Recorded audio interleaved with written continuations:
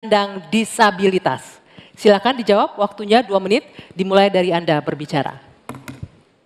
Baik, masalah ini adalah sangat penting dan saya sendiri sudah sejak awal berjuang di bidang politik sebagai ketua umum Gerindra. Kami yang mensponsori undang-undang disabilitas. Kami termasuk yang mendorong itu lolos di DPR. Jadi kami juga berkomitmen bahwa kita harus memberi pendidikan khusus untuk mereka, membantu. Saya juga sering mengirim tim-tim olahraga untuk olimpiade disabilitas, sepak bola disabilitas dan sebagainya. Tapi intinya adalah benar bahwa kita harus lebih berpihak kepada mereka dan kita berkomitmen untuk juga nanti merekrut mereka ini di dalam pekerjaan-pekerjaan yang bisa mereka lakukan di pemerintahan dan juga di komunitas pertahanan. Ada bidang-bidang yang mereka dapat melaksanakan. Ya, sekarang kita juga bekerja sama dengan pihak-pihak luar untuk cari teknologi untuk membantu kaum disabilitas.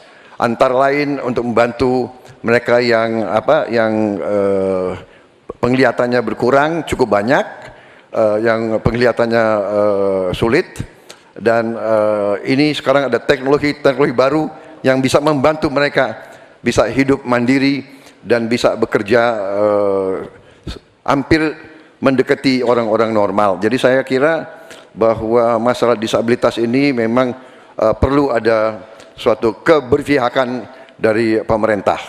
Terima kasih. Masih ada waktunya, Pak Prabowo? Cukup? Cukup. Baik.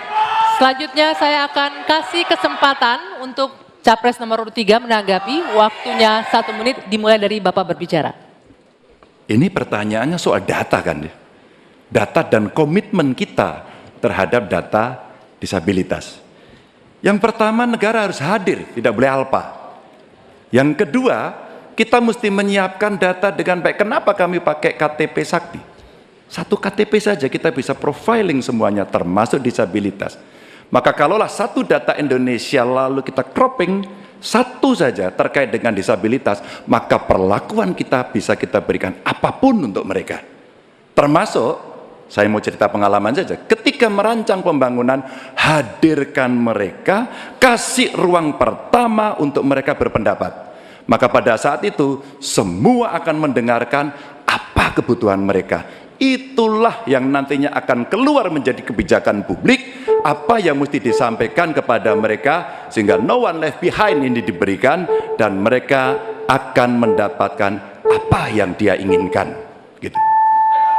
Ya, selanjutnya saya akan memberikan kesempatan untuk Capres nomor urut 1, Pak Anies, menanggapi jawaban dari Pak Prabowo. Waktunya 1 menit, dimulai dari Anda berbicara. Ya, apa yang disampaikan Pak Prabowo tadi baik, izinkan kami meneruskan Pak Prabowo. Data ini diperlukan komprehensif. Kita harus tahu berapa, di mana penyandang disabilitas, dan disabilitasnya apa. Dan kita harus melihat bahwa membantu penyandang disabilitas itu bukan charity, tapi pemenuhan hak asasinya dan tanggung jawab negara. Karena itu kami mengusulkan, dan ini kami rencanakan, bekerja bersama dengan dinas di tiap wilayah, lalu bekerja dengan Dasawisna PKK yang tahu wilayahnya. Mereka diminta mencatat sehingga tiap kabupaten, kota, provinsi memiliki data tentang penyandang disabilitas. Lalu alokasikan anggaran untuk memenuhi kebutuhannya. Ketika dia bersekolah, sekolahnya harus dimodifikasi, maka dinas punya anggaran untuk modifikasi, tidak membebani sekolah. Jadi siapkan datanya, siapkan anggarannya. Terima kasih. Ya, selanjutnya kami persilakan Pak Prabowo untuk merespon tanggapan dari 2 Capres ini. Waktunya 1 menit, Pak, silakan. Ya, sekali lagi kedua masukannya juga sangat relevan. Ya, saya juga sependapat. Tetapi memang sekali lagi bahwa pemerintah harus lebih proaktif investasi di sekolah-sekolah khusus untuk mereka dan mencoba teknologi khusus. Sekarang sudah banyak terobosan dalam bidang teknologi untuk membantu kaum disabilitas, mereka yang penglihatan kurang, mereka yang pendengaran kurang dan sebagainya. Mereka yang yang tangannya sekarang sudah ada protese-protese yang tangan-tangan buatan dengan artificial intelligence dan teknologi miniatur. Jadi pemerintah harus lebih banyak pengeluaran di bidang membantu kaum disabilitas.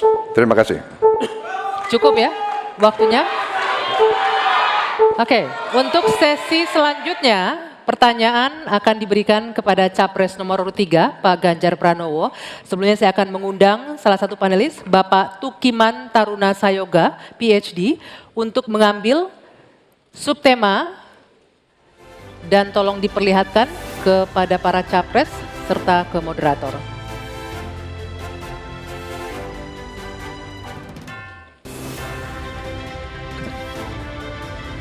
Ya, subtemanya ketenagakerjaan. Dan selanjutnya saya mengundang Prof. Vina Andriani, Med PhD, untuk mengambil undian daftar pertanyaan dari Fishbowl. Silakan ditunjukkan huruf B. Silakan Andro. Berikut ini dengan subtema ketenagakerjaan, posisi amplop masih tersegel.